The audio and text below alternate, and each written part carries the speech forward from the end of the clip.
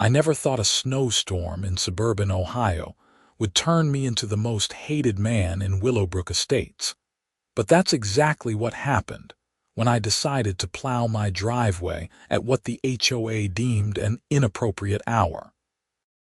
My name is Warren Yates, and I've lived at 482 Maple Ridge Drive in Columbus for 3 years now, working as an emergency room nurse at Ohio State University Medical Center.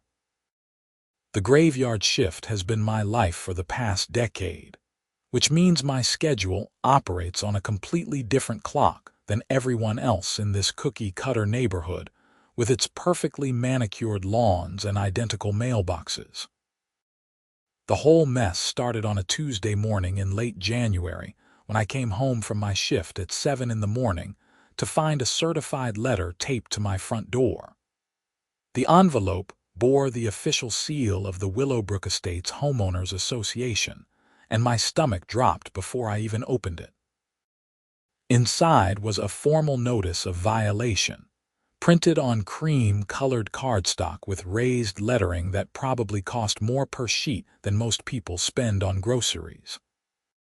The letter informed me that I had violated Section 7, Paragraph 4, Subsection B of the HOA bylaws by operating loud mechanical equipment before the designated quiet hours concluded at 8 a.m. The fine was $250, payable within 14 days, or additional penalties would be assessed at a rate of $50 per day. I stood there in my scrubs, exhausted from a 12-hour shift where I'd helped save 2 lives and watched one slip away despite everything we tried, and all I could think about was how absurd this was. The previous morning, Sunday, we'd gotten 8 inches of snow overnight. I'd woken up at 5 in the morning, like I always do before heading to work for my evening shift, and fired up my snowblower to clear my driveway. It was still dark, sure, but I had to get to the hospital. People's lives literally depended on healthcare workers showing up on time, regardless of weather conditions. I'd worn my noise-canceling headphones while operating the machine and finished the job in 20 minutes. Apparently, that was 20 minutes too many for someone in the neighborhood. The letter was signed by Patricia Moreland, president of the Willowbrook Estates HOA Board of Directors. I'd seen Patricia around the neighborhood plenty of times, always power walking in her designer athletic, wear with her phone pressed to her ear, barking orders at someone. She was probably 55, with that particular shade of blonde that only comes from expensive salon visits, and a permanent expression that suggested she was constantly smelling something unpleasant.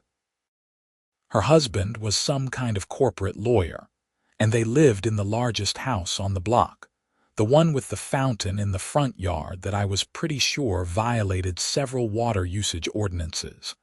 But apparently those rules didn't apply to the HOA president. I called the HOA office that afternoon after getting a few hours of sleep. A chirpy receptionist answered and transferred me to Patricia's voicemail. I left a calm, professional message explaining my situation, noting that I was a healthcare worker with an unusual schedule, and requesting a waiver or at least a discussion about reasonable accommodations. I even mentioned that I'd be happy to notify my immediate neighbors in advance of any necessary early morning snow removal. 3 days went by with no response, so I called again. This time, Patricia answered personally. "Mr. Yates, I received your message," she said, her voice dripping with the kind of false sweetness that puts your teeth on edge. "However, the rules are quite clear. Quiet hours are from 10 p.m. until 8 a.m., no exceptions. The bylaws make no provisions for individual circumstances, as that would open the door to chaos. Imagine if everyone claimed some special reason to violate community standards. Mrs. Moreland, I work at the hospital." I can't exactly tell patients to wait until 8 in the morning for me to clear my driveway, I said, trying to keep my frustration in check. Then, perhaps you should consider paying for a professional snow removal service that operates during acceptable hours, she replied. Or you could simply leave earlier and deal with the snow when you return home. Leave 3 hours early in case it snows. And when I get home at 7:30 in the morning after a night shift, I'm supposed to operate heavy machinery when I'm exhausted. That seems like a safety hazard. That's your personal problem, Mr. Yates. The fine stands. You have 11 days remaining to submit payment. Good day. She hung up before I could respond. I spent the next week fuming about the injustice of it all while researching Ohio HOA laws and the specific bylaws of Willowbrook Estates. The more I read, the angrier I became. The bylaws were over 70 pages of single-spaced text covering everything from approved exterior paint colors to the maximum height of garden gnomes. Buried in Section 7 was indeed the quiet hours provision, but I also found something interesting in Section 12, which dealt with emergency situations. According to paragraph 3, homeowners were permitted to take reasonable and necessary actions during emergencies, with severe weather conditions specifically listed as an example. I wasn't a lawyer, but it seemed to me that clearing snow before going to work at a hospital during a winter storm could reasonably be classified as a necessary action during severe weather. I printed out the relevant sections, highlighted the key phrases, and drafted a formal appeal letter. I hand-delivered it to the HOA office on a Thursday afternoon, making sure to get a receipt with a date stamp from the receptionist. 2 days later, another letter arrived. My appeal had been denied. Patricia's response was a masterclass in bureaucratic obstruction. She argued that severe weather referred to ongoing emergencies during the storm itself, not routine snow removal afterward.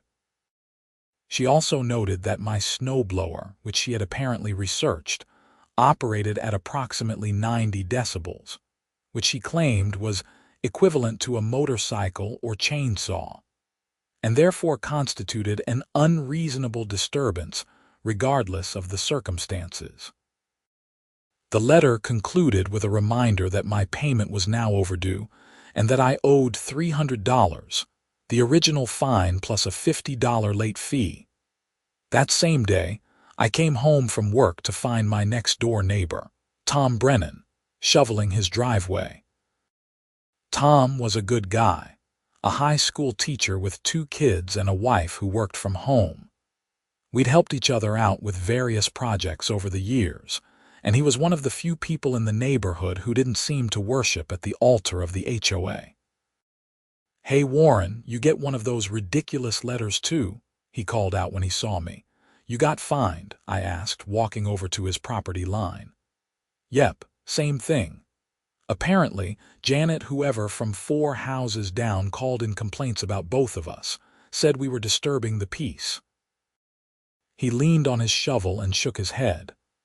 "I was out here at 6:30 because I had to get to school. We had a faculty meeting that morning. But apparently that doesn't matter to Queen Patricia and her court of Karens. Did you appeal?" "Tried to.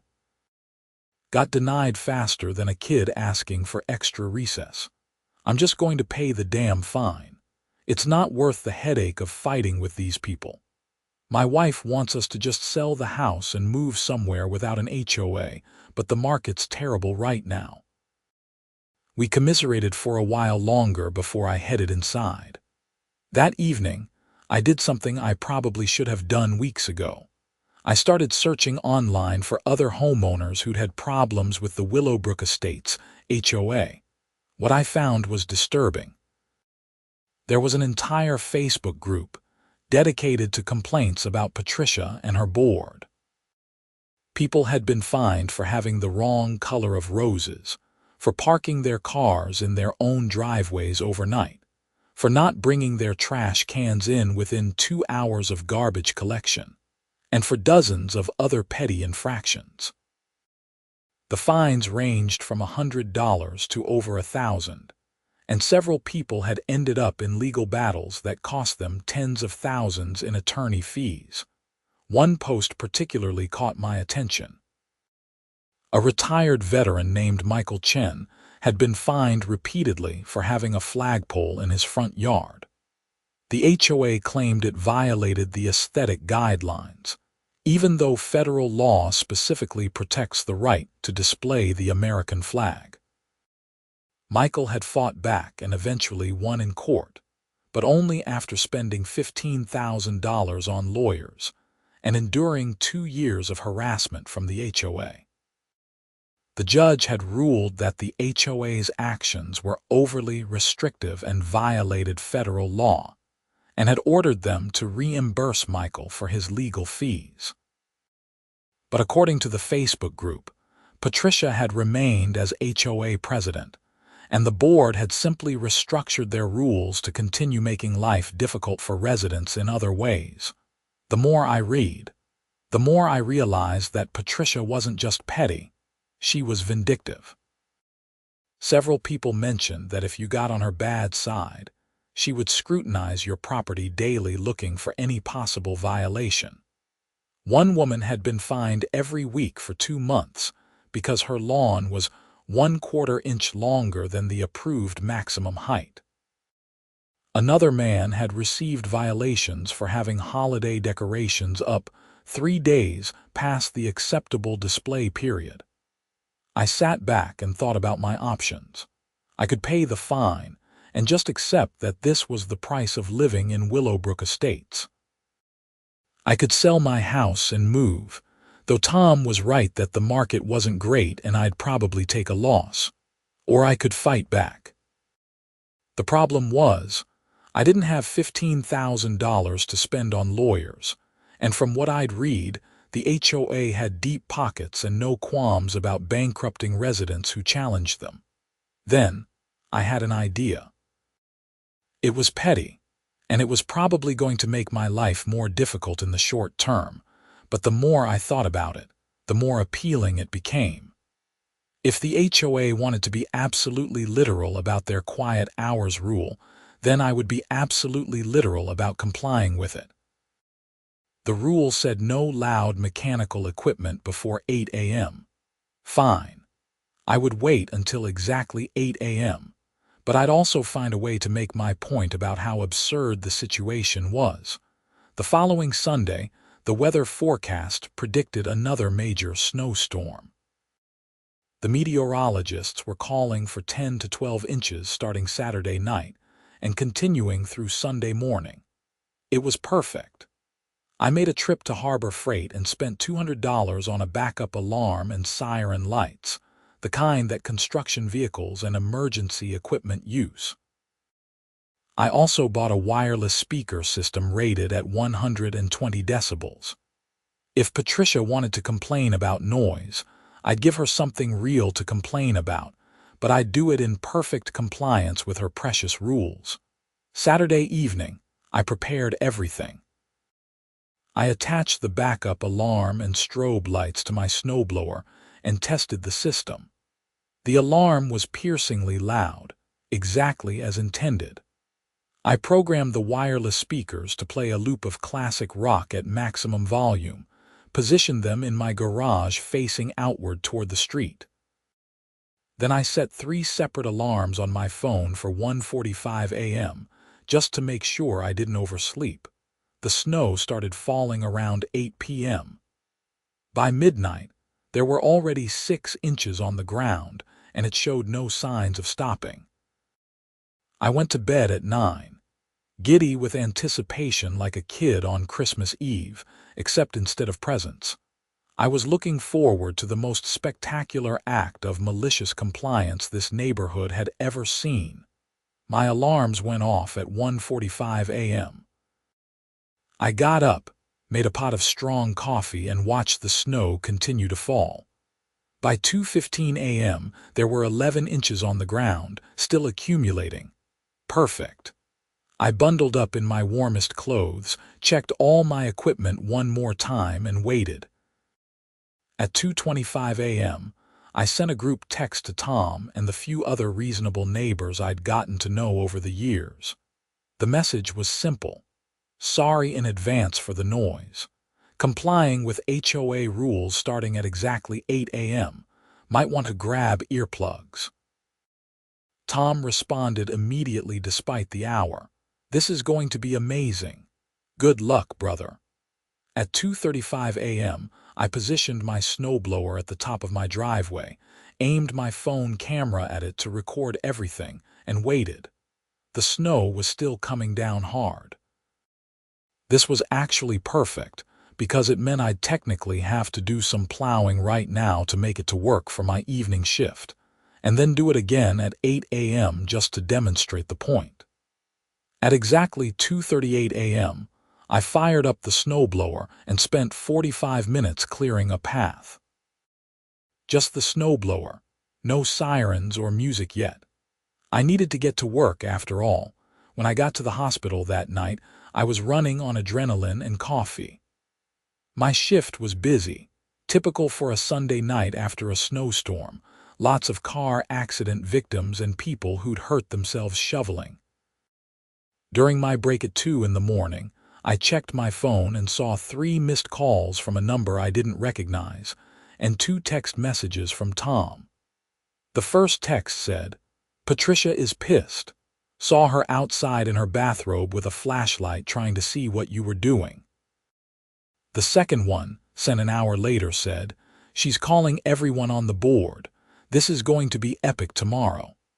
I smiled and went back to work. The rest of my shift passed in a blur of patient care and paperwork. I clocked out at 7:15 a.m., drove home through streets that had been plowed by the city overnight, and pulled into my driveway at exactly 7:42 a.m. The sun was just starting to rise, painting the fresh snow in shades of pink and gold. It was beautiful. It was also about to get very, very loud. I had 18 minutes. I used them to position my wireless speakers in the garage, double-check all my equipment, and set up my phone to record video. At 7:58 a.m., I walked to the end of my driveway and stood there, watching the clock on my phone. Several neighbors were already peeking out their windows, and I saw Patricia's front door open. She came storming out in a puffy winter coat over what looked like pajamas, her hair in curlers, her face twisted in fury. "Mr. Yates, what do you think you are doing?" she shrieked, stomping through the snow toward my property. I held up one finger and pointed at my phone. 1 minute until 8 a.m., Mrs. Moreland, just waiting to comply with the HOA regulations. You were out here at 3 in the morning, I heard you. Multiple neighbors heard you. This is the most flagrant violation we have ever encountered. I had to get to work, I said calmly. Emergency room nurse, remember, people's lives. But don't worry, I'm about to do it again right now during perfectly acceptable hours. 30 seconds. Her eyes narrowed. What are you talking about? 10 seconds, I said. 9, 8, 7, don't you dare. 3, 2, 1. I clicked the remote in my pocket. The wireless speakers erupted with AC/DCs, for those about to rock at ear-splitting volume. The opening cannon fire blasts echoed through the quiet suburban morning like an artillery barrage. I jogged back to my snowblower, turned on the strobe lights and backup alarm, and fired up the engine. The combined cacophony was absolutely glorious.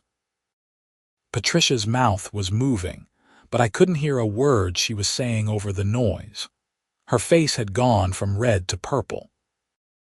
I waved cheerfully and began pushing the snowblower down my driveway for the second time in 5 hours, the backup alarm beeping rhythmically, the strobes flashing in time with the music, AC/DC declaring that we salute you at a volume that probably violated several noise ordinance laws, but absolutely zero HOA regulations. Windows flew open up and down the street. People came outside in various states of dress and undress, some angry, some confused, and several, I was delighted to see, laughing. Tom came out in his bathrobe and gave me 2 thumbs up before heading back inside. Another neighbor, a guy named Rick who worked nights like me and had also been fined, came out with a folding chair and a cup of coffee and just sat in his garage watching the show. Patricia was trying to get my attention, jumping up and down and waving her arms. I ignored her and continued my methodical snow removal. The driveway was already mostly clear from my early morning plowing, so I was essentially just pushing around a few inches of new accumulation and making a big production of it. When I reached the end of the driveway, I turned around and made another pass, then another.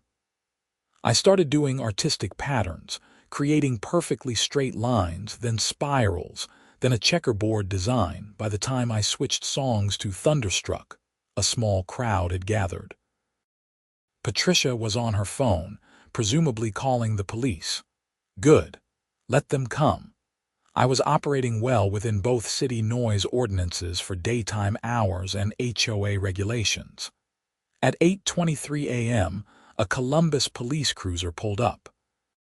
2 officers got out, both looking tired and annoyed at having to deal with what was clearly a neighborhood dispute. I immediately turned off the music and killed the snowblower engine, though I left the strobes running. Patricia rushed over to the officers before they could even get to my property. "Officers, thank God you are here. This man has been creating a disturbance since 3 in the morning. He's harassing the entire neighborhood with this noise. I am the HOA president, and I demand that you arrest him immediately." The older of the 2 officers, a black guy with sergeant stripes whose name tag read Harrison, held up a hand. "Madam, slow down. Let's hear from everyone involved. Sir, are you the homeowner here?" I walked over, pulling off my work gloves. "Yes, Officer Warren Yates. I live at this address." "Can you explain what's going on?" "Of course. I'm an ER nurse at Ohio State Medical. I work night shifts, which means I'm on a different schedule than most people. Last Sunday, I cleared my driveway at around 5:30 in the morning before heading to work because we'd gotten 8 inches of snow. The HOA fined me $250 for violating quiet hours, which run until 8 a.m. according to their bylaws. I appealed, explaining my situation, and was denied. I was told there are no exceptions and that I needed to comply with the rules. So today, when we got another snowstorm, I waited until exactly 8 a.m. to clear my driveway.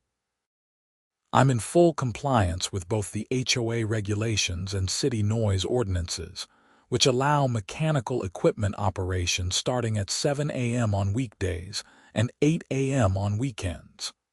Sergeant Harrison looked at Patricia. "Is that accurate about the HOA fine?" "He's deliberately creating an unreasonable disturbance," Patricia sputtered. "The spirit of the rule is about being respectful to neighbors, and he's clearly just doing this to harass everyone." "But the rule says no loud equipment before 8 a.m., the sergeant asked. "Well, yes, and it's now," he checked his watch, 8:27 a.m. That's not the point. He's being deliberately obnoxious with these sirens and this music. The younger officer, a woman named Rodriguez according to her tag, was clearly trying not to smile. "Madam, if the HOA rules only prohibit noise before 8 a.m. and it's after 8 a.m., then he's not violating any HOA rules. As for city ordinances, daytime noise restrictions are pretty lenient. Unless he's doing this for hours on end or the decibel level exceeds commercial construction limits, there's not much we can do." "This is ridiculous. You're police officers. Do your job." Sergeant Harrison's expression hardened. "Madam, our job is to enforce actual laws, not HOA regulations." This is a civil matter between you and the homeowner. If you believe he's violating your association's rules, you'll need to handle that through your internal processes or civil court. Have a good day." They got back in their cruiser and drove off. Patricia whirled on me, practically vibrating with rage. "You think you're clever. You think this is funny. I will make your life a living hell, Mr. Yates. Every single day I will inspect your property. Every tiny violation, every blade of grass out of place, every second your trash can sit out too long, I will fine you. I will fine you until you have no choice but to sell this house and leave." "Looking forward to it, Mrs. Moreland," I said pleasantly. "Now, if you'll excuse me, I need to finish clearing my driveway. It's amazing how thorough you have to be to really comply with good homeownership standards." I turned the music and snowblower back on. Patricia screamed something I couldn't hear and stormed back to her house. I spent another glorious 20 minutes doing absolutely unnecessary additional passes on my already clear driveway before finally shutting everything down at 9 a.m. The silence that followed was almost as loud as the noise had been. I went inside, exhausted but triumphant, and fell into bed. My phone was buzzing constantly with texts and messages, but I ignored them all and slept until 5 p.m. When I finally checked my messages, I had 47 texts, 15 missed calls, and my social media was blowing up.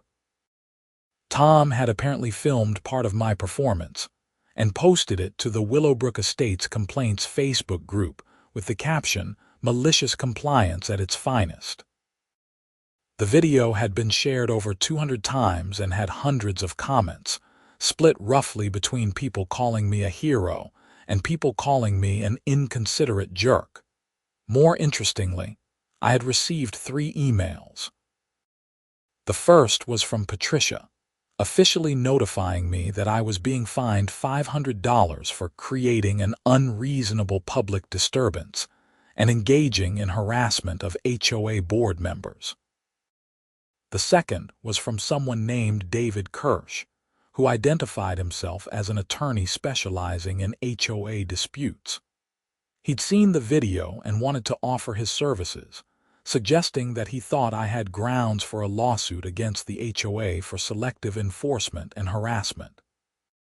The third was from a local news producer asking if I'd be willing to be interviewed about the incident. I responded to David Kirsch first, setting up a consultation for the following week.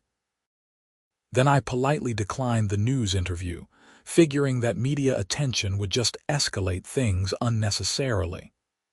I didn't respond to Patricia's fine at all. The next few days were relatively quiet. I went to work, came home, lived my life, but I started noticing things.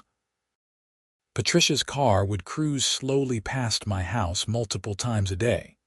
She'd get out with a clipboard and camera, walking around the perimeter of my property from the public sidewalk, taking photos and notes. On Wednesday, I received a violation notice for having a small crack in my driveway that detracted from the aesthetic standards of the community.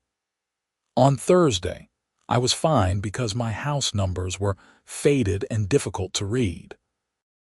On Friday, I got hit with 3 violations.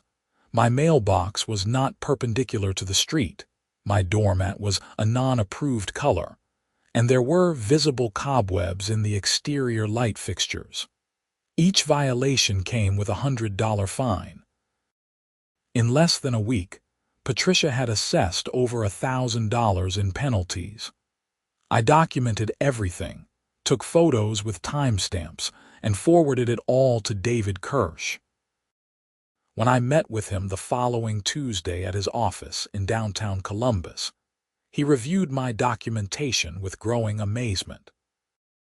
"Mr. Yates, I've been practicing HOA law for 12 years, and I've never seen anything quite this blatant," he said, spreading out the violation notices across his conference table.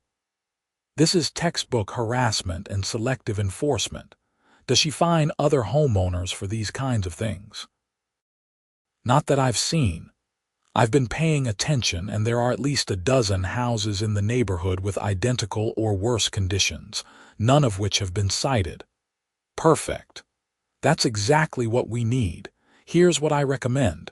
Don't pay any of these fines, not a single dollar. Let her keep escalating.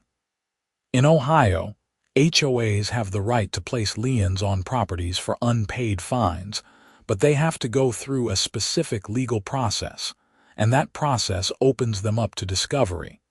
If we can get this into court, I can subpoena the HOA's records and prove selective enforcement. We can also potentially go after her personally for harassment. What's this going to cost me? I asked, because that was the real question. I'll be honest, if this goes to trial, you're looking at $10,000 to $20,000 in legal fees. However, I think we can get a settlement much sooner than that. Based on what I'm seeing here, the HOA's insurance company will probably push them to settle once they realize how exposed they are. I'd estimate we can resolve this for around $5,000 out of your pocket, and there's a good chance we can recover that plus your fines in the settlement. I'm willing to work on a partial contingency basis, meaning you pay me a reduced hourly rate now, and I take a percentage of any damages we recover. It was still a lot of money, but I was already on the hook for thousands in HOA fines with more piling up daily. Let's do it. David drew up a formal response to the HOA, informing them that I was represented by counsel and disputing all fines as unwarranted harassment and selective enforcement.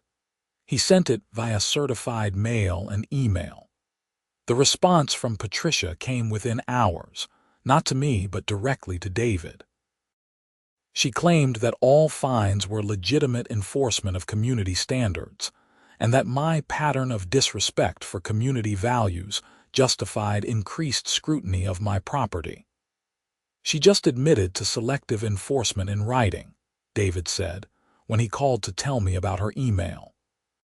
She's actually making this easy. But Patricia wasn't done. The following Sunday, we got another minor snowstorm, only about 4 inches. I waited until exactly 8 a.m., set up my full audio-visual spectacular, and cleared my driveway while "Welcome to the Jungle" blared across the neighborhood. This time, though, Patricia had prepared.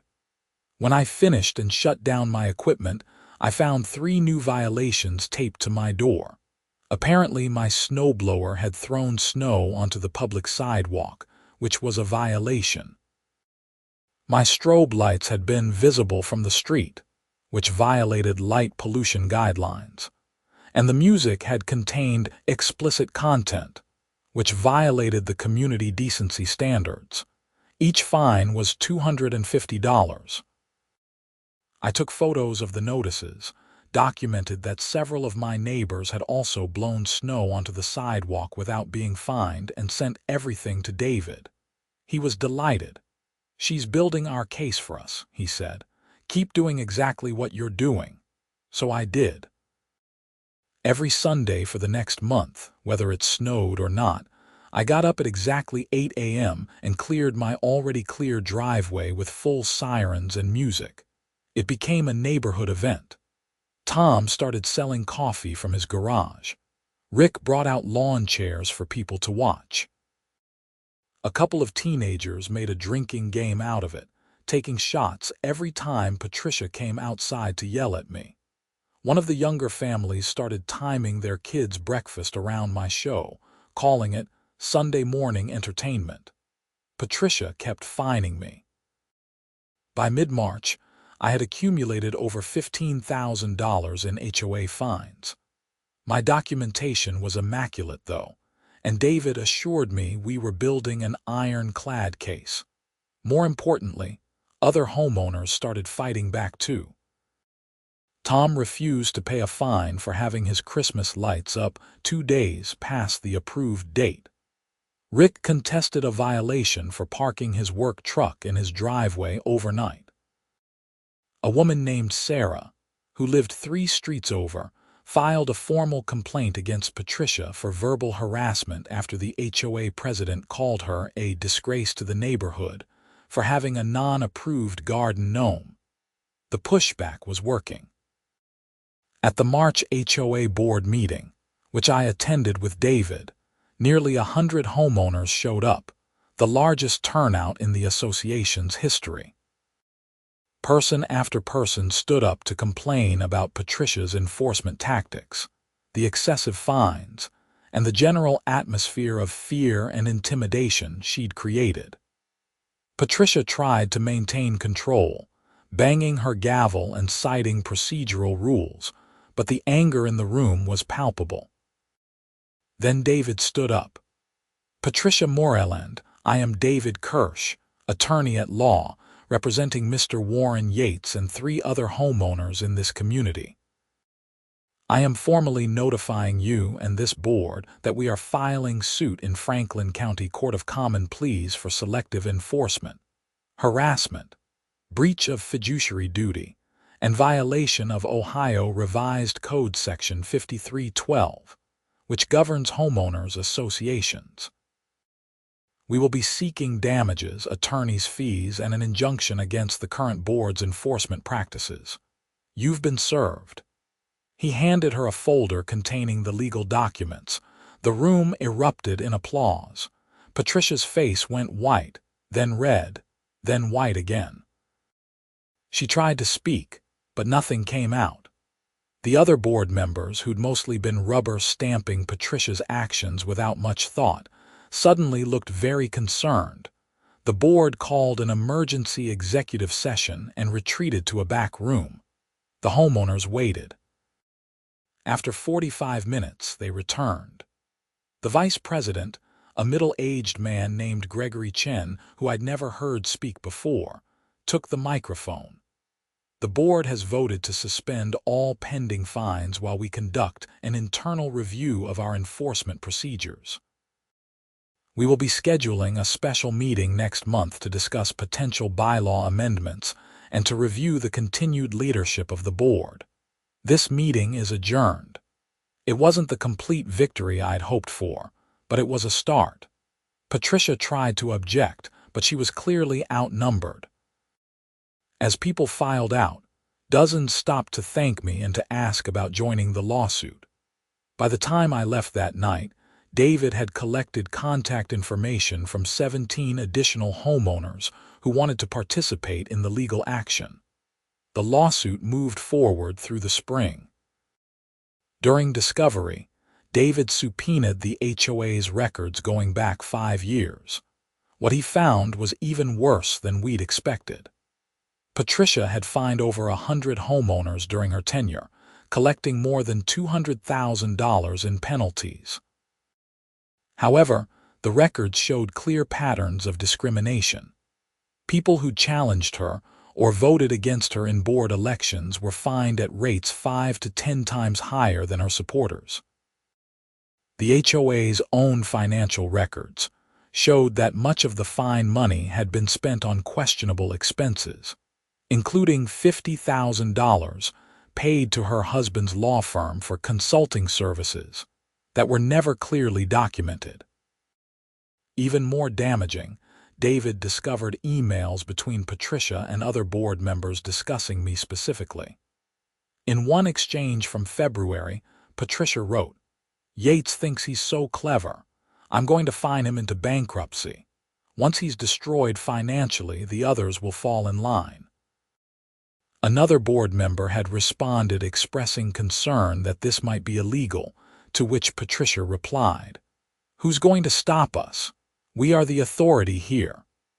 Armed with this evidence, David filed an amended complaint adding charges of fraud and embezzlement. He also sent a copy of everything to the Franklin County Prosecutor's Office. That's when things got really interesting. In late April, I was getting ready for work when I heard a commotion outside. I looked out my window to see 3 unmarked police cars and a Franklin County Sheriff's vehicle parked in front of Patricia's house. Officers were escorting Patricia out of her home in handcuffs, while another group carried boxes of documents to their cars. Her husband was arguing with one of the detectives, waving papers in the air, but the police weren't backing down. I later learned that the prosecutor had found enough evidence of embezzlement and fraud to file criminal charges. Patricia had apparently been funneling HOA funds through various shell companies, including her husband's law firm, pocketing hundreds of thousands of dollars over the years. The fine revenue was just one part of a larger scheme that included inflated contracts for neighborhood maintenance, fake invoicing for services never rendered, and various other financial shenanigans. The criminal case moved quickly. With the documentary evidence so clear, Patricia's attorney advised her to take a plea deal. In July, she pleaded guilty to multiple counts of theft, fraud, and embezzlement. The judge sentenced her to 18 months in prison, 5 years of probation, and ordered her to pay full restitution to the HOA, a sum totaling over $320,000. Her husband, who'd been complicit in the scheme through his law firm's participation, was disbarred and faced his own criminal charges. Meanwhile, our civil lawsuit reached a settlement. The HOA's insurance company, realizing they had no defensible position, agreed to pay damages to all affected homeowners. I received a settlement of $45,000, which covered all the fines I'd been assessed, my legal fees, and additional damages for harassment and emotional distress. Tom, Rick, Sarah, and the other plaintiffs received similar settlements proportional to their individual cases. More importantly, the HOA board was completely replaced. An emergency election was held in August, and a slate of reform candidates won every seat. The new board's first action was to drastically revise the bylaws, eliminating most of the petty restrictions that Patricia had enforced so vigorously. The quiet hours rule was amended to include exceptions for healthcare workers, emergency personnel, and others with demonstrated scheduling needs. The fine structure was overhauled to make penalties more reasonable, and to require clear evidence of actual harm before fines could be assessed. They also instituted transparency measures, including monthly financial reports and recorded board meetings. By September, Willowbrook Estates felt like a different place. People were actually friendly to each other again, no longer living in fear of arbitrary fines. Kids played in yards without parents worrying that their toys weren't aesthetically approved. Halloween decorations went up without anyone measuring their height or counting their lumens. The neighborhood slowly transformed from a sterile, fearful community into an actual place where people wanted to live. As for me, I kept working my night shifts at the hospital, saving lives and dealing with the usual chaos of emergency medicine. But now, when it snowed, I could clear my driveway at 5:30 in the morning without worrying about fines. I still had my siren setup though, and on particularly heavy snow days, I'd still break it out at 8 a.m. just for fun. It became a tradition, my own little celebration of absurdity and justice. Tom and I became better friends through the whole ordeal. We started having regular barbecues in the summer, inviting the neighbors who'd supported us. Rick bought a new work truck and parked it proudly in his driveway every single night. Sarah expanded her garden gnome collection to include an entire village of the little ceramic creatures, arranged in elaborate scenes that changed seasonally. Nobody fined her. Nobody fined anyone, really, unless they were doing something genuinely harmful or dangerous. The local news eventually did cover the story, not about my snow plowing antics, but about Patricia's arrest and conviction. The headline read, HOA President Sentenced for Embezzling from Homeowners. The article detailed how her reign of petty tyranny had masked a years-long fraud scheme. Several other HOA boards in the Columbus area reportedly started conducting audits of their own finances, prompted by the scandal. 2 more HOA presidents in nearby communities ended up facing criminal charges for similar schemes, apparently inspired by the scrutiny Patricia's case had generated. I framed one of the violation notices Patricia had issued me, the one about my doormat being the wrong color. It hangs in my garage now, a reminder that sometimes the right response to petty tyranny is malicious compliance and a willingness to fight back. Under the frame, I added a small plaque that reads, "In memory of Quiet Hours Violations, 2026, Justice served cold like February snow." David Kirsch ended up with a specialty practice representing homeowners against abusive HOAs. He told me that our case had become something of a legend in his field, taught as an example of both how HOAs can go wrong and how to effectively fight back. He sent me a bottle of expensive whiskey last Christmas with a note. "Thanks for the best case of my career. Here's to 8 a.m. sirens and standing up to Karens everywhere." The settlement money went toward paying off my mortgage early and setting up a college fund for Tom's kids, who I'd become an honorary uncle to. I also donated $10,000 to the Ohio State Emergency Medicine Program, establishing a small scholarship for nursing students who wanted to work in emergency care. The paperwork listed it as the Patricia Moreland Memorial Scholarship, which I thought was hilariously appropriate. Let her name be attached to something actually helpful for once. Life settled into a comfortable routine. I worked my shifts, slept during the day, and enjoyed coming home to a neighborhood that felt welcoming instead of hostile. The new HOA board actually did useful things, like negotiating better rates for snow removal on community streets and organizing neighborhood events that people wanted to attend. They even started a program to help elderly residents with yard maintenance so they wouldn't be fined for things they physically couldn't handle anymore. One Sunday morning in December, almost a year after the original incident, we got a massive snowstorm, 15 inches overnight. I woke up at 2 a.m. for my shift at the hospital and looked out at the winter wonderland. The snow was still falling heavily, beautiful and treacherous.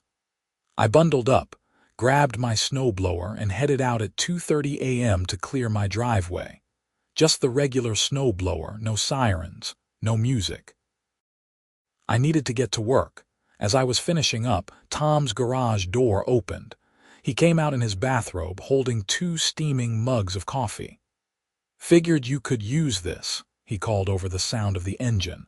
I shut off the snowblower and accepted the coffee gratefully. "You didn't have to get up." "Couldn't sleep anyway. Kids are too excited about the snow." He looked around at the quiet neighborhood, the softly falling flakes, the peaceful early morning darkness. "You know, I was thinking about this whole thing. What you did last winter." "Which part?" "The illegal sirens or the expensive lawsuit," he laughed. "The standing up for yourself part. I spent years just accepting whatever the HOA said, paying fines I didn't deserve, living in fear of Patricia's clipboard. We all did. It took you being stubborn enough to fight back to show the rest of us that we didn't have to take it. I was just pissed off about a stupid fine. Maybe, but you turned being pissed off into something good. The neighborhood is better now. My kids can actually play outside without me worrying that their bikes are parked wrong. Sarah's garden gnomes make people smile. We have community again instead of a dictatorship." We stood there in the snow, drinking coffee and watching the sunrise start to paint the eastern sky. It was peaceful in a way that the neighborhood hadn't been for years. "You know what the funny thing is?" I said. Patricia was so focused on enforcing rules and collecting fines that she forgot what a community is supposed to be. It's not about perfect lawns and matching mailboxes. It's about people helping each other out, looking out for each other, being good neighbors. Deep thoughts for 3 in the morning, night shift wisdom. It's a thing. Tom headed back inside and I finished my pre-work routine. As I drove to the hospital through the snowy streets, I thought about how strange life could be. A year ago, I'd been furious about a fine for snow removal, angry enough to strap Sirens to my snowblower and wage suburban warfare. Now, Patricia was in prison, the HOA was functional, and I was just another tired nurse heading to work on a snowy morning. The emergency room was predictably busy that night, packed with the usual winter storm casualties. Around 4 a.m., we got a major car accident, a pileup on I-270 involving 6 vehicles. The trauma was intense, all hands on deck, the kind of organized chaos that emergency medicine runs on. We saved 4 lives that night and lost 1 despite everything we tried. It was brutal and exhausting, and exactly why I'd gone into nursing in the first place. When I finally clocked out at 8 in the morning, I was too wired to go straight home. I stopped at a diner near the hospital and ordered breakfast. The place was full of other night shift workers, nurses and cops and paramedics, all of us existing in this twilight world between everyone else's yesterday and today. We nodded at each other with that recognition that comes from shared experience. My phone buzzed with a text from the new HOA president, a retired teacher named Linda Foster. "Hope you made it home safe last night. Streets look rough. FYI, the board approved adding more emergency personnel exemptions to the bylaws at last night's meeting. You and other healthcare workers are now officially exempt from quiet hours restrictions for necessary snow removal. Should have been that way from the start. Drive safe." I smiled and texted back a thank you. It was a small thing, really, just a bylaw change that formalized what should have been common sense all along. But it represented something bigger, a community that had learned from its mistakes, that valued people over rules, that understood the difference between order and tyranny. By the time I got home, the sun was fully up and the snow had stopped. The city plows had been through, and my neighbors were out clearing their driveways and sidewalks. Sarah was building a snowman with her kids. Rick was helping an elderly woman from 2 doors down clear her walk. Tom waved from his garage where he was assembling something that looked like a sled. I pulled into my driveway, grabbed my gear from the car, and just stood there for a moment, taking it all in. A year ago, this neighborhood had been a place of stress and anxiety. Now it was actually a community, flawed and imperfect but functional and human. And I'd played a part in that transformation. Not through any grand heroic gesture, but through sheer stubborn refusal to accept injustice and the willingness to fight back against petty tyranny. My snowblower sat in the garage, the siren attachments now packed away in a box labeled emergency compliance equipment. I didn't need them anymore, but I'd keep them, just in case. Not because I expected Patricia to come back. She had a good 15 months left on her sentence, but because they represented a principle. Sometimes the right response to unreasonable authority is not quiet acceptance, but loud, persistent, creative resistance.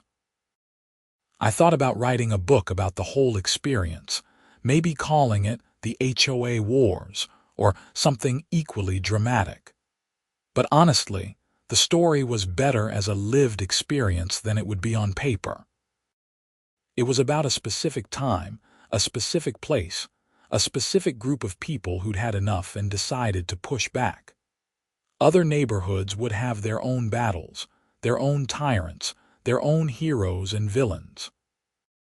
Every HOA had a Patricia waiting to happen, and every community needed people willing to strap sirens to their snowblowers and make some noise. As I headed inside to finally get some sleep, I heard Tom call out, "Hey Warren, my kids want to know if you'll help build a snow fort later." "After I sleep," I called back. "Come by around 3. Deal." I closed my door, hung up my coat, and collapsed onto my couch. Through the window, I could see the neighborhood going about its day, people living their lives without fear of arbitrary fines or petty enforcement. It wasn't perfect. There were still rules, still some restrictions, still the occasional disagreement about fence heights or tree trimming. But it was balanced now, reasonable, human. My phone buzzed one more time. David Kirsch had sent a photo of a news article. Another HOA president in Cleveland had been arrested for embezzlement, apparently inspired by the increased scrutiny following Patricia's case. His text read, "Your case keeps paying dividends. The ripple effect of standing up to bullies." I smiled, set my phone aside, and let sleep take me. Outside, the sun climbed higher, melting the snow on rooftops and sending little rivers running down the gutters. Kids played, neighbors talked, life continued. And somewhere in a minimum security facility outside of Dayton, Patricia Moreland was probably sitting in a cell thinking about how her obsession with enforcing quiet hours had led to her own very quiet downfall. The story could have ended there, with everything wrapped up neatly and justice served. But life is messier than that, and the effects of standing up to abuse ripple outward in unexpected ways. Over the following months, I started getting emails and messages from people across Ohio and even other states who'd heard about the Willowbrook Estates case. They were fighting their own HOA battles, dealing with their own petty tyrants, and looking for advice or just solidarity. I started a blog, nothing fancy, just documenting my experience and offering practical advice for others in similar situations. Know your bylaws. Document everything. Don't pay fines for selective enforcement. Find a good lawyer. Build community support. The blog took off, and within 6 months I had thousands of regular readers. I did interviews with podcasts about property rights and consumer advocacy. I even got invited to speak at a conference about HOA reform in Chicago. The hospital gave me a flexible schedule, so I could do this advocacy work alongside my nursing career. It turned out that fighting HOA tyranny and emergency medicine had similar skill sets. Stay calm under pressure, document meticulously, know when to escalate, and never let the bureaucracy intimidate you into inaction. I found it deeply satisfying to help people stand up for themselves against institutions that had forgotten their purpose. But despite all the external recognition and the advocacy work, the most meaningful part of the whole experience remained simple and local. It was the neighborhood barbecues where nobody worried about whether their grill was an approved color. It was watching Sarah's garden gnome collection grow to include characters from movies and inside jokes that only the neighborhood understood.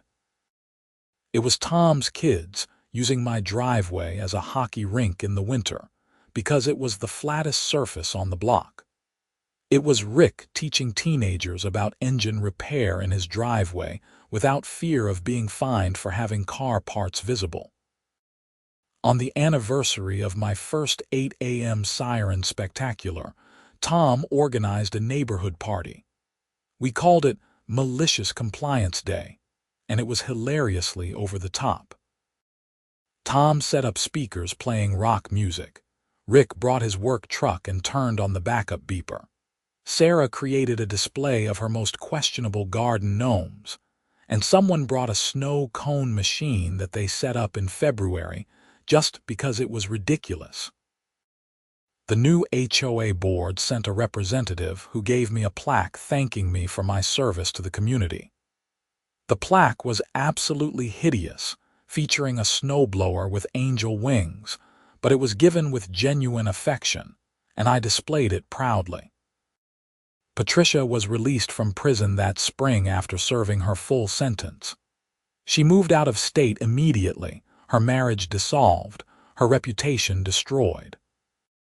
I felt no triumph in that, just a kind of sad recognition that her need for control and power had destroyed her life as thoroughly as she'd tried to destroy others.